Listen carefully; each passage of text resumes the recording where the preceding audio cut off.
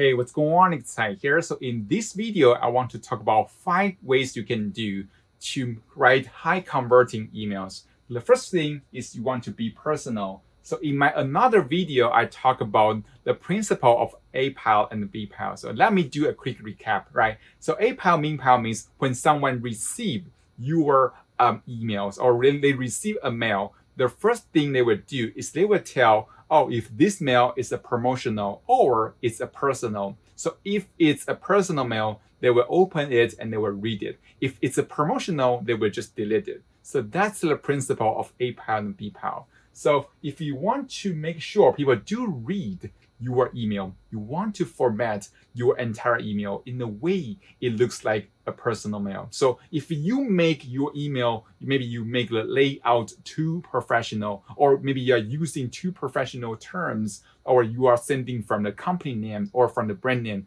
people won't open it because they know it's promotional. So you don't want to get into B pile. That's the reason why you want to be personal when you are sending a mail.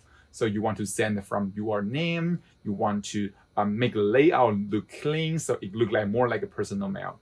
Another one is you want to use spoken language. So we are not writing essay or writing report here. We are writing to our audience. And the best way for us to write is we want to write the way we talk to our friends, right? So when they receive your mail, they will feel like you are talking to your friends, and they will feel like they are becoming your friends. So that's the reason why we are going to use spoken languages in our emails. Another one is you want to write to one person. So when you are writing your email, even though you are writing to thousands of subscribers, you don't want to write as if you are announcing something. You want to write as if you are whispering besides your friends. So they will feel, oh, they have a really close relationship with you, and they feel more resonant with your message. So if you apply these 3 principles, you are treating your audience as if you are close friends, right?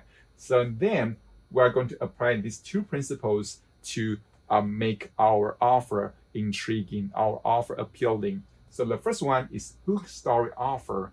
So even though you have a great offer and then you have a great story for your product, if you don't have a hook, people don't open your email. So the number one mistake is some people, even though they have a great story, they have a great product, but they don't even get people to open the mail. So the first thing you want to do is you want to put the hook in your subject line. So people, when they read your subject line, they feel intrigued. They will want to open your email.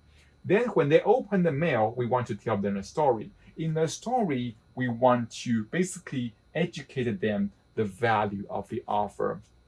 So here is the principle here. That is, we want to teach them how to fish, then sell them the fish rods, right? So in the content, in the story, we can teach them, we can educate them, but there will be some gap between the knowledge and implementation, and your product will be the key to implement. And that's how we sell using any email, video, or even emails, right? So that's the 5 principles you have to apply to your email marketing in order to write high converting email. I hope you enjoyed that. I will see you soon in the next video.